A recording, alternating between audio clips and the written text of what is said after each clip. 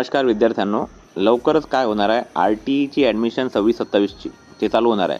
मग आता ह्या विद्यार्थ्याच्या पालकाला सांगतो, तुम्हाला तुमच्या पोराची ॲडमिशन करायची आहे किंवा पोरीची करायची आहे, तर वेळेवर कोणकोणते कागद लागते याच्यासाठी धावपळी झाली पाहिजे बा. मग हा व्हिडिओ पहा तुम्ही. तर जो पोरगा पहिलीत जाणार आहे किंवा पोरगी आहे, तर सगळ्यात पहिले तिथं लागते आधार कार्ड. नसेल तुमच्याकडे आधार कार्ड, ते आधार कार्डवाले एक पावती देते, ते पण चालते. आणि दुसरं झालं मग झाला रहिवासी दाखला. जे लोक स्वतःच्या घरी राहते, भाड्यानं राहत नाही, ते तर सगळंच चालते. ते तर काय चालते, राशन कार्ड, बँकेचं पासबुकही चालते, Aadhaar card, electric bill, phone bill हे चालते. फक्त जो व्यक्ती तुम्ही भाड्यानं राहत असाल तर मात्र काय होते, तुमचा जो भाडे करार आहे तो 11 महिन्यापूर्वीचा पाहिजे.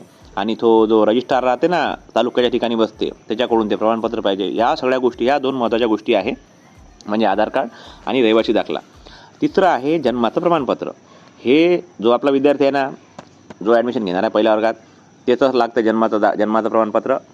ह्या 3 गोष्टी, आधार कार्ड, रहिवासी दाखला, जन्माचं प्रमाणपत्र, हे तुम्ही जमा करून ठेवा, म्हणजे तुम्हाला काही प्रॉब्लेम झाला नाही पाहिजे. हेच आपली अपेक्षा. बाकीचे हे जे डॉक्युमेंट आहे वाचायचे असेल तुम्हाला, तर मी व्हिडिओच्या पहिल्या कमेंटमध्ये टाकून देतो, तिथून तुम्ही डाउनलोड करू शकता, वाचू शकता. ठीक आहे, धन्यवाद.